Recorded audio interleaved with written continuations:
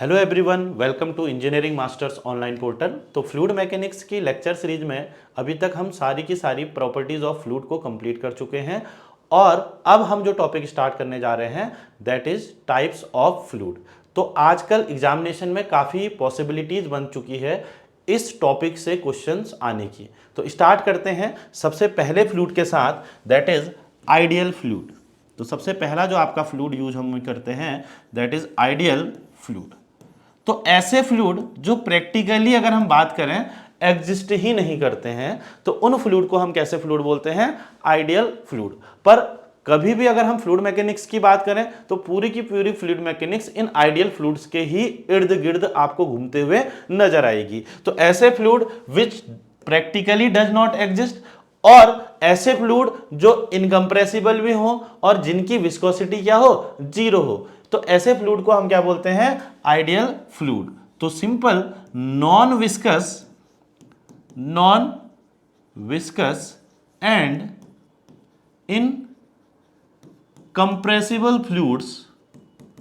Incompressible fluids are known as ideal fluid. पर practically अगर हम देखें तो जितने भी फ्लूइड एग्जिस्ट करते हैं हमारी अर्थ में उनमें कुछ ना कुछ विस्कोसिटी होती ही होती है। तो आइडियल फ्लूइड आप हम रियल लाइफ में बात करें तो रियल लाइफ में आपके एग्जिस्ट ही नहीं करते हैं। तो इसका मतलब रियल लाइफ में कैसे फ्लूइड एग्जिस्ट करते हैं? आपके रियल फ्लूइड। कैसे फ्लूइड एग्जिस्ट करते हैं? Real fluid. और रियल फ्लूइड क्या फ्लूइड होंगे? ऐसे फ्लूइड जिनमें कुछ ना कुछ विस्कोसिटी होगी, तो उन फ्लूइड को हम क्या बोलते हैं? Real fluid. तो fluid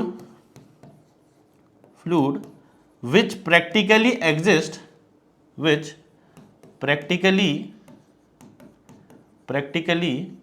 exist and have some viscosity is known as real fluid. तो ऐसे फ्लूइड को हम कैसे फ्लूइड बोलेंगे? Real fluid. ठीक। इसके बाद जो हमारा नेक्स्ट आता है दैट इज न्यूटोनियन फ्लूइड। क्या आते हैं? Newtonian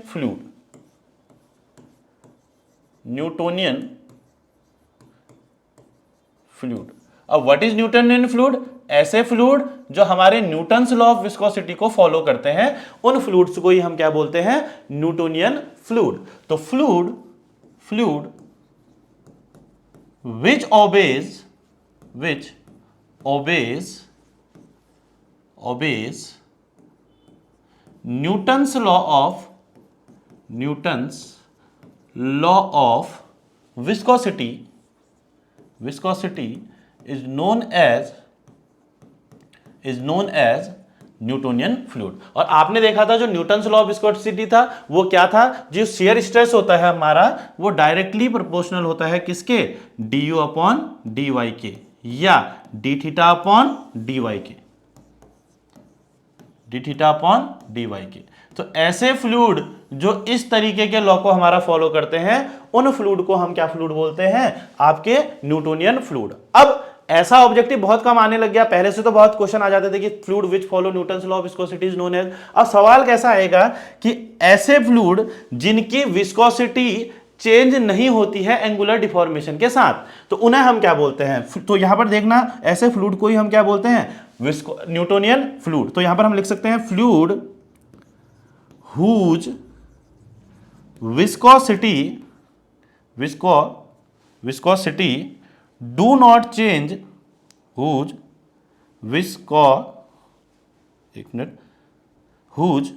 viscosity do not change with shear strain। तो इन्हीं फ्लूइड्स को हम कैसे फ्लूइड बोलते हैं? Newtonian fluid. तो मैंने यहां पर एक बहुत इंपॉर्टेंट टर्म लिख दिया है जो ऑब्जेक्टिव में बहुत पूछा जाता है। तो fluid whose viscosity do not change with shear strain. तो इसका मतलब क्या हुआ? देखो अभी हमने पढ़ा था न्यूटन्स लॉ ऑफ विस्कोसिटी क्या है? Shear stress is directly proportional to D theta upon dt। और जब हम यहां से ये प्रोपोर्शनलिटी साइन हटाते हैं तो एक कांस्टेंट लेते हैं जिसको हम बोलते हैं विस्कोसिटी या डायनेमिक विस्कोसिटी या कोफिशिएंट ऑफ विस्कोसिटी। तो into du upon D Y, या D theta upon D T के टर्म में लिख दे, क्योंकि एंगुलर डिफॉर्मेशन के टर्म में पूछा है, तो D theta upon D T. तो यहां से मैं म्यू बराबर क्या लिख सकता हूं, tau upon D theta upon D T. और what is mu overall, mu क्या है, कांस्टेंट है, और म्यू को ही हम क्या बोलते हैं, विस्कोसिटी बोलते हैं, है ना। अब इसकी ये कांस्टेंट है, मतलब ये ओवरऑल चेंज नहीं हो रहा है, मतलब रेट ऑफ चेंज क्या है उसका, जीरो। तो आपने साफ साफ लिखा है कि fluid whose viscosity do not changes with shear strain, shear strain के साथ जिसका विस्कोसिटी चेंज नहीं होती है, तो ऐसे फ्लूइड को ही हम कैसे फ्लूइड बोलते हैं, न्यूटोनियन फ्लूइड भी बोलते हैं। और जिनकी होगी उसको हम कैसा फ्लूइड बोलेंगे, नॉन न्यूटोनियन फ्लूइड। ठीक है, तो नेक्स्ट जो हमारा आता है that is non Newtonian fluid. ये आपके अब के कंपटीशन एग्जाम में सबसे ज्यादा पूछा जाता है, non Newtonian fluid, non Newtonian fluid. अभी अभी आपने लिखा कि ऐसे फ्लूइड जो न्यूटन्स लॉ ऑफ विस्कोसिटी को फॉलो करते हैं वो आपके कैसे फ्लूइड कहलाए जाते हैं, न्यूटोनियन फ्लूइड। और जो नहीं करते हैं तो उन्हें हम क्या बोलेंगे, नॉन न्यूटोनियन फ्लूइड। तो which do not obey Newton's law of viscosity, Newton's law of viscosity is known as non Newtonian fluid. ठीक है, ऐसे फ्लूइड को हम क्या बोलते हैं, नॉन न्यूटोनियन फ्लूइड। और ऐसे फ्लूइड के लिए विस्कोसिटी शेयर स्ट्रेन के साथ चेंज होती है, ध्यान रखना, viscosity changes with shear strain बोलेगा तो नॉन न्यूटोनियन फ्लूइड होगा आपका। ठीक है, अब इसका मतलब अगर ये न्यूटन्स लॉ ऑफ विस्कोसिटी को फॉलो नहीं करते हैं तो किसी ना किसी लॉ को तो फॉलो करते ही होंगे। तो ये किस एक डेफिनेट लॉ को फॉलो करते हैं जो होता है tau is equal to A into D U upon D Y की पावर n प्लस बी। तो इस तरीके के लॉ को, क्योंकि जो न्यूटन्स लॉ था वो तो tau equal to mu into D U upon D Y था, उसको जो फॉलो कर रहे हैं वो आपका क्या कहलाए जाते हैं, Newtonian fluid.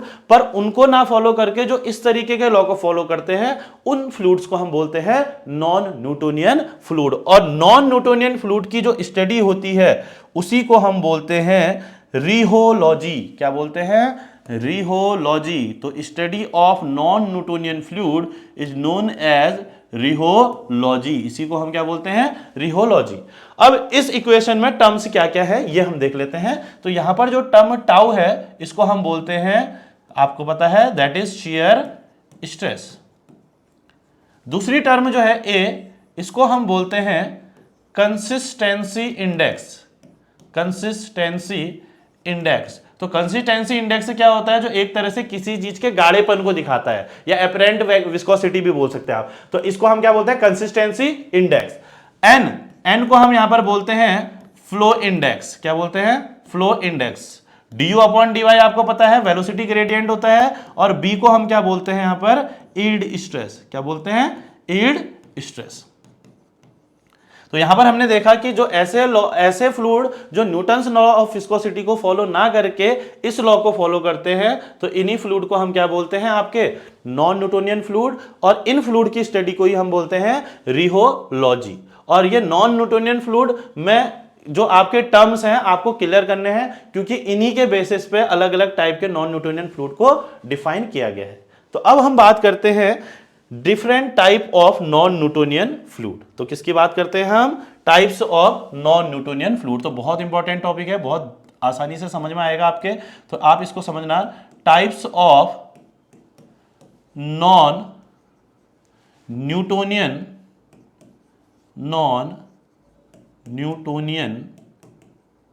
Fluid, non Newtonian fluid के टाइप्स। तो अगर मैं नॉन न्यूटोनियन फ्लूइड के टाइप्स की बात करूं तो नॉन न्यूटोनियन फ्लूइड हमारे दो कैटेगरीज में बांटे गए हैं। पहली जो कैटेगरी है दैट इज टाइम इंडिपेंडेंट। कैसे हैं, टाइम इंडिपेंडेंट। ऐसे फ्लूइड जिनका समय से कोई लेना देना नहीं है, तो उन फ्लूइड को हम कैसे फ्लूइड बोलते हैं, time independent non Newtonian fluid. और ऐसे फ्लूइड जिनका समय के साथ बहुत कुछ लेना देना है that is known as time dependent fluid. ऐसे फ्लूइड को हम कैसे बोलते हैं, टाइम डिपेंडेंट फ्लूइड। तो टाइम इंडिपेंडेंट फ्लूइड की अगर मैं बात करूं तो टाइम इंडिपेंडेंट फ्लूइड के अंदर हमारी तीन कैटेगरी गिरती हैं। जैसे सबसे पहली जो कैटेगरी है दैट इज डाइलेटेंट फ्लूइड। सबसे पहले जो आपका पूछा जाता है किसके बारे में पूछा जाएगा? Dilatant fluid. दूसरा जो होता है that is pseudo plastic fluid. कैसे फ्लूइड कहलाए जाते हैं? Pseudo plastic fluid. और तीसरा जिसका समय से कोई लेना देना नहीं है वो होता है आपके बिंघम प्लास्टिक, और जिनको आइडियल प्लास्टिक फ्लूइड भी बोला जाता है या आइडियल प्लास्टिक फ्लूइड भी बोला जाता है। तो इनको हम समझेंगे कि ये तीनों क्या हैं। और वहीं अगर हम टाइम डिपेंडेंट की बात करें तो टाइम डिपेंडेंट आपके दो तरीके के होते हैं। पहला होता है आपका रिहोपैक्टिक और दूसरा होता है आपका थिक्सोट्रोपिक। मैं आपको अभी क्वेश्चंस भी बता दूंगा किस तरीके के क्वेश्चंस आपसे पूछे जाएंगे एग्जामिनेशंस में, ठीक है। तो ये टोटल जो नॉन न्यूटोनियन फ्लूइड है हमारे 5 टाइप के होते हैं, that is dilatant, that is pseudoplastic, that is विंगम प्लास्टिक, और टाइम डिपेंडेंट के अंदर आपके दो आ जाते हैं, रिहोपैक्टिक एंड थिक्सोट्रोपिक, ठीक है। अब बात करते हैं इन्हीं फ्लूइड्स की अलग अलग प्रॉपर्टीज की। अब सबसे पहले जानते हैं किसके बारे में? डाइलेटेंट फ्लूइड के बारे में।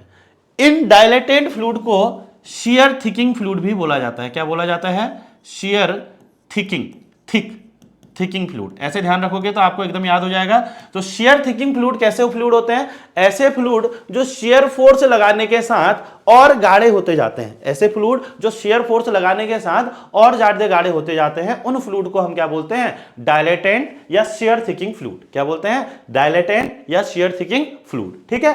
अब ऐसे फ्लूइड्स के लिए दो तीन चीजें पूछेगा। जो फ्लो इंडेक्स है, आपने पीछे इक्वेशन में देखी थी जिसमें du/dy की पावर n था, तो उसकी जो वैल्यू होती है वो ग्रेटर देन 1 होती है, और जो यील्ड स्ट्रेस होता है b, उसकी वैल्यू होती है 0। तो ये भी कंडीशन पूछी जाती है कि यील्ड स्ट्रेस और फ्लो इंडेक्स की वैल्यू बताओ डाइलेटेंट फ्लूइड के लिए। तो यील्ड स्ट्रेस आपका ग्रेटर देन 1 रहेगा और b इक्वल टू क्या रहेगा?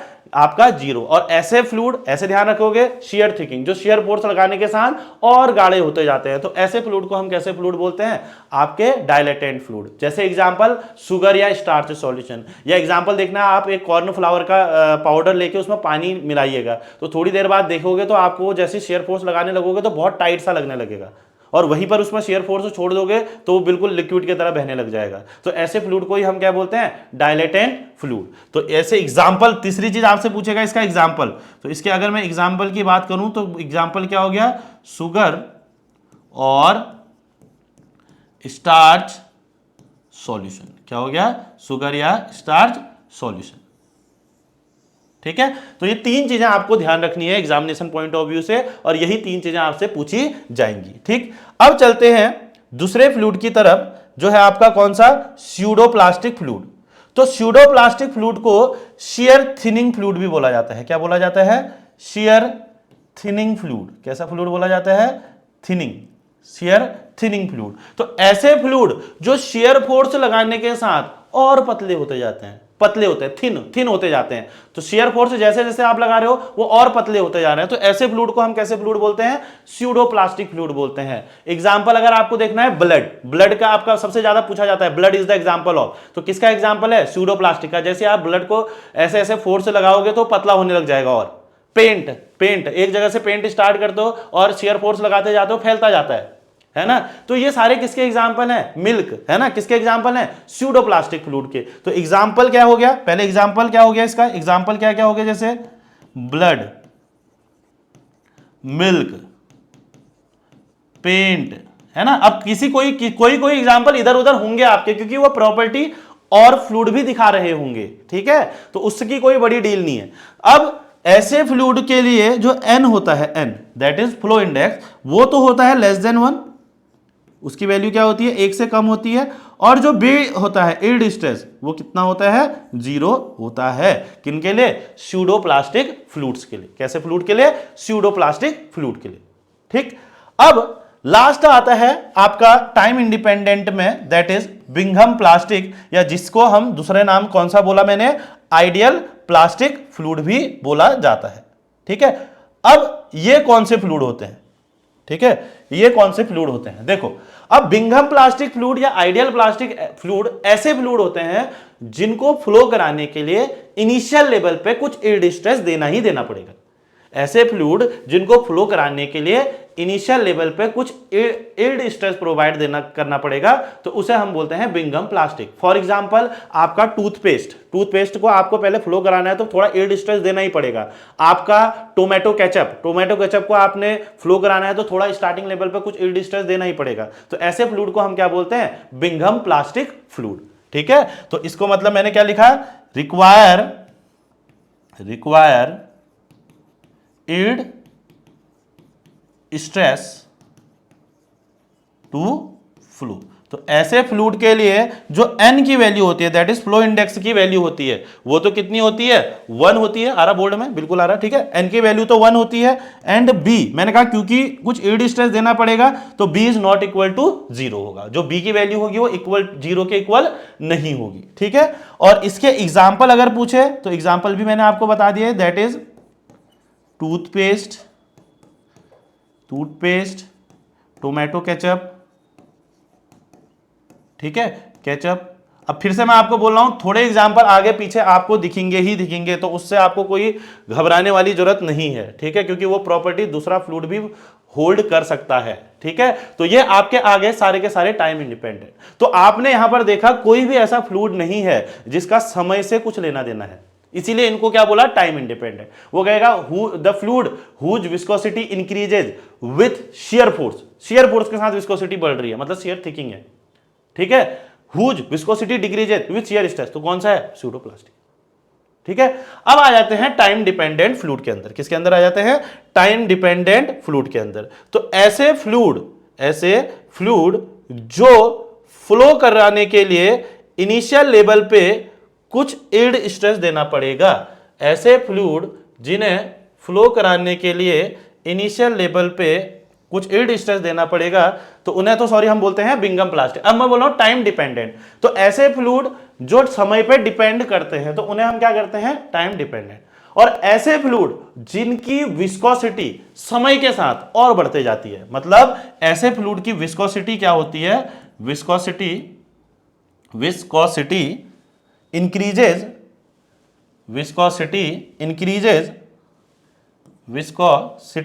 Increases with time. तो इसीलिए क्योंकि समय के साथ रिलेट कर रहे हैं तो इसीलिए इनको टाइम डिपेंडेंट के अंदर डाला है। तो विस्कोसिटी इंक्रीजेज विथ टाइम, या ऐसे फ्लूइड जो समय के साथ साथ रहकर गाढ़े होते जा रहे हैं तो उन्हें हम क्या बोलते हैं? रिहोपैक्टिक फ्लूइड बोलते हैं। जैसे आपका एग्जांपल में अगर बात करूं तो एग्जांपल क्या है आपका? Gypsum solution. कौन सा सॉल्यूशन? जिप्सम सॉल्यूशन, जो समय के साथ साथ आपका क्या होने लग जाता है? गाढ़ा होने लग जाता है। और ऐसे फ्लूइड के लिए जो n होता है, फिर से जैसे यहां पर था, जो गाढ़े हो रहे हैं तो उनके लिए क्या था? ग्रेटर देन 1, पर यहां पर जो b होता है वो नॉट इक्वल टू 0 होता है। ये आपने ध्यान रखना है। ठीक, नेक्स्ट आपका जो लास्ट आता है दैट इज थिक्सोट्रोपिक फ्लूइड। जो आपका लास्ट आता है वो आपका कौन सा आता है? Thixotropic fluid. अब थिक्सोट्रोपिक फ्लूइड क्या होते हैं? देखो, ऐसे फ्लूइड जिनकी विस्कोसिटी समय के साथ और कम होते जाती है, तो उन्हें हम क्या बोलते हैं? आपके थिक्सोट्रोपिक। तो थिक्सोट्रोपिक फ्लूइड कैसे फ्लूइड होंगे? विस्कोसिटी डिक्रीजेज विथ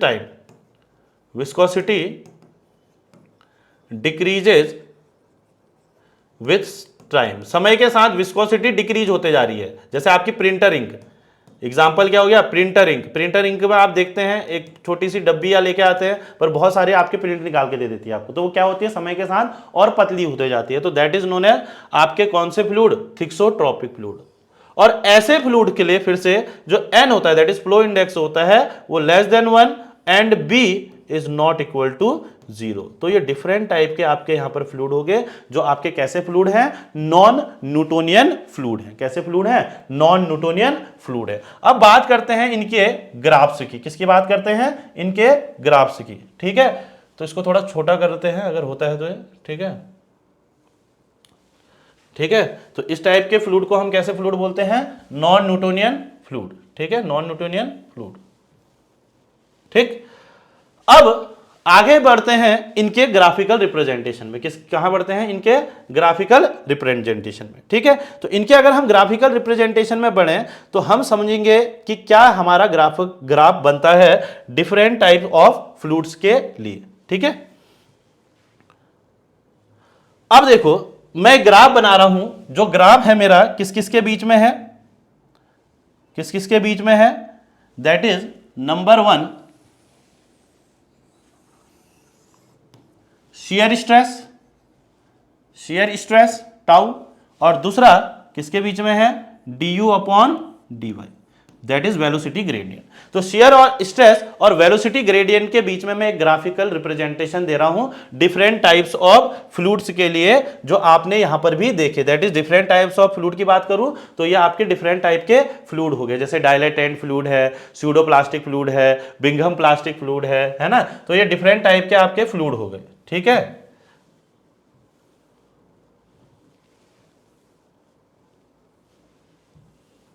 ठीक।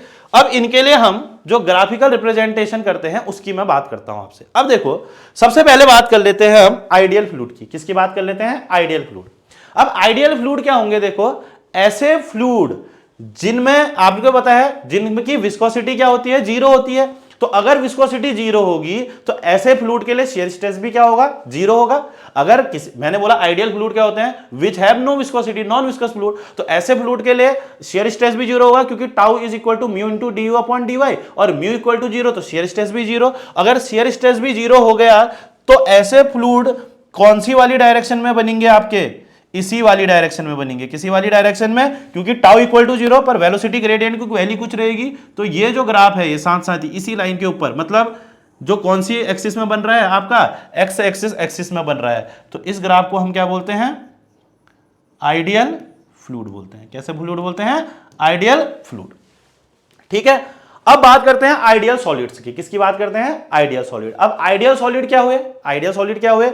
ऐसे फ्लूइड आइडियल सॉलिड क्या हुई? ऐसी बॉडी जिसमें जो अगर डिफॉर्मेशन करें तो वो कांस्टेंट है, मतलब एक बार जो फोर्स लगा दिया उतना ही डिफॉर्मेशन होना है। इसका मतलब जो रेट ऑफ डिफॉर्मेशन है या डी अपॉन डी वाई को हम क्या बोलते हैं? रेट ऑफ डिफॉर्मेशन है, वो क्या है? जीरो है ना, क्योंकि वो वैल्यू क्या होने वाली है? कांस्टेंट होने वाली है। तो इसीलिए ये वैल्यू जीरो होगी। तो ये वाला जो ग्राफ होगा जस्ट वाई एक्सिस में, तो ये वाला ग्राफ किसको दिखाता है? हमारे आइडियल सॉलिड्स को दिखाता है। किसको दिखाता है? आइडियल सॉलिड्स को। ठीक है, ये चीज आपने ध्यान में रखनी है। ठीक, अब और टाइप के फ्लूइड का ग्राफिकल रिप्रेजेंटेशन करते हैं। तो सबसे पहला जो आपका आता है दैट इज न्यूटोनियन फ्लूइड। क्या आता है? Newtonian fluid. अब आपने देखा था जो न्यूटोनियन फ्लूइड होते हैं, यहां देखें, जो न्यूटोनियन फ्लूइड होते हैं उन फ्लूइड्स में जो आप इक्वेशन फॉलो होती है वो कौन सी होती है?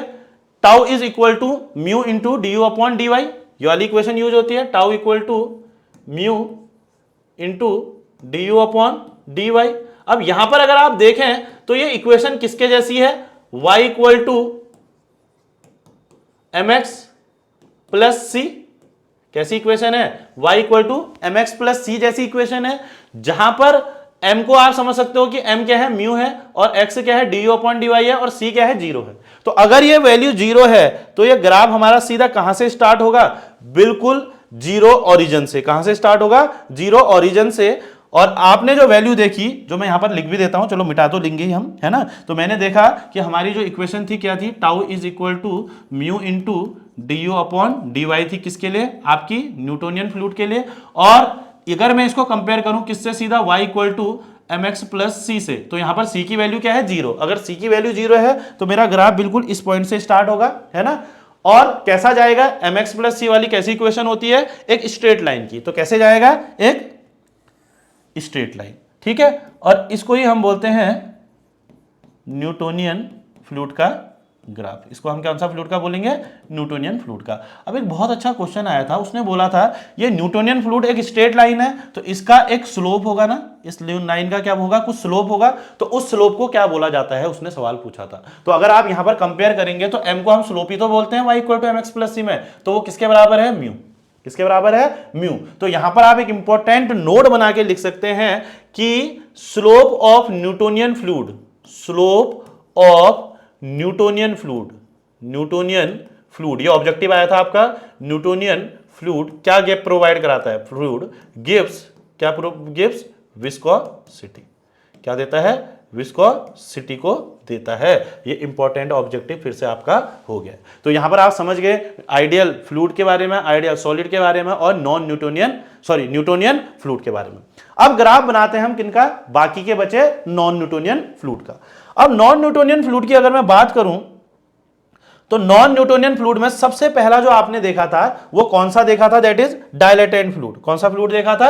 Dilatant fluid. इसको मैं मिटा रहा हूं साथ साथ क्योंकि फिर ज्यादा खिचड़ी बन जाएगी, स्लोप को स्लोप ही रहने देते हैं, ठीक है। तो कौन सा फ्लूइड देखा था? Dilatant fluid. और आपने देखा था जो डायलेटेंट फ्लूइड है उन फ्लूइड के लिए जो n है उसकी वैल्यू ग्रेटर देन 1 है और b इज इक्वल टू 0 है। अब जब भी b इक्वल टू 0 है, क्योंकि हमारी इक्वेशन क्या थी उसके लिए इक्वेशन क्या थी? देखो, नॉन न्यूटोनियन फ्लूइड के लिए tau is equal to, non Newtonian fluid के लिए इक्वेशन क्या थी? Tau is equal to a into du upon dy की पावर n प्लस b। और फिर से अगर मैं इसको y equal to mx plus c से ही कंपेयर करना चाहूं तो यहां पर मुझे पता है कि v की वैल्यू तो 0 है, इसलिए ग्राफ कहां से स्टार्ट होगा? ओरिजिन से। और जब कभी भी n की वैल्यू ग्रेटर देन 1 होती है तो ऐसी इक्वेशन का जो स्लोप होता है वो क्या होता है? अपवर्ड इंक्रीजिंग होता है। इस तरीके से, बस ये आपने ध्यान रखना है, मैथमेटिकली एक्सप्लेन्ड है। तो ऐसी जो इक्वेशन होती है जिसमें n की वैल्यू ग्रेटर देन 1 होती है तो उनका ग्राफ कहां की तरफ को होता है? ऊपर की तरफ को, है ना। तो ये वाला जो एग्जांपल हो गया, ये वाला जो ग्राफ हो गया, किसके लिए बन गया? डायलेटेंट फ्लूइड के लिए। ये किसके लिए बन गया आपका? डायलेटेंट फ्लूइड के लिए। अब वहीं अगर मैं स्यूडोप्लास्टिक फ्लूइड की बात करूं तो स्यूडोप्लास्टिक फ्लूइड में क्या था? ये b की वैल्यू तो 0 थी, बिल्कुल यहीं से स्टार्ट होगा, और n की वैल्यू लेस देन 1 थी। तो फिर से ध्यान रखें, तो जिस इक्वेशन में n की वैल्यू ऐसे लेस देन 1 आती है तो उसका स्लोप कैसा होता है? डाउनवर्ड होता है। कैसा होता है? डाउनवर्ड होता है। तो ये किसका एग्जांपल है आपका?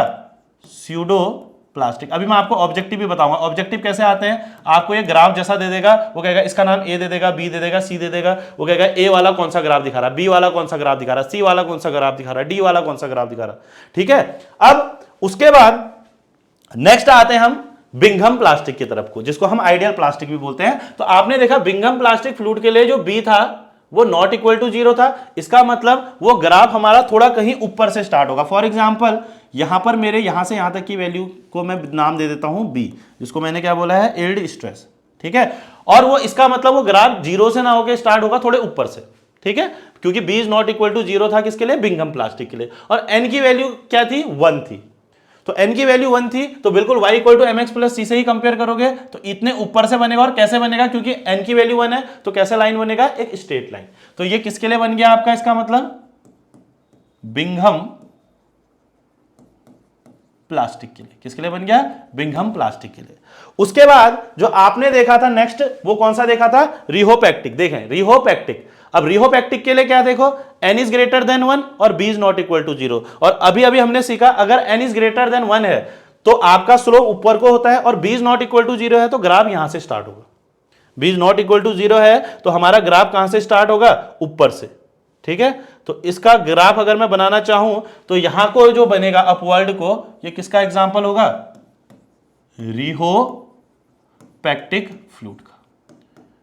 फिर लास्ट आपने देखा था थिक्सोट्रॉपिक, और थिक्सोट्रॉपिक के लिए आपने देखा था क्या हो रहा था? थिक्सोट्रॉपिक फ्लूइड के लिए क्या था? आप यहां पर ध्यान भी लगाते रहे, मैं एक साथ आपको कंपेयर कर दूंगा। जो n है, ठीक है, उसकी वैल्यू क्या हो रही थी?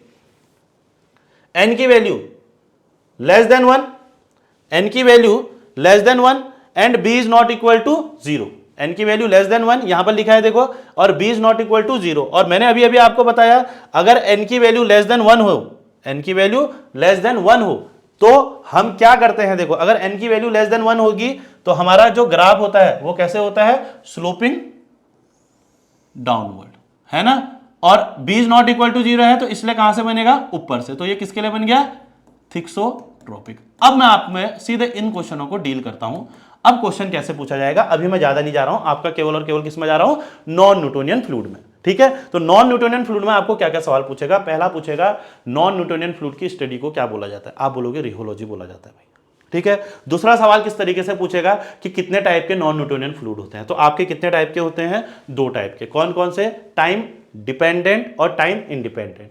टाइम इंडिपेंडेंट वो होंगे जिनका समय से कोई लेना देना नहीं होगा, और टाइम डिपेंडेंट वो होंगे जिनका समय से लेना देना होगा।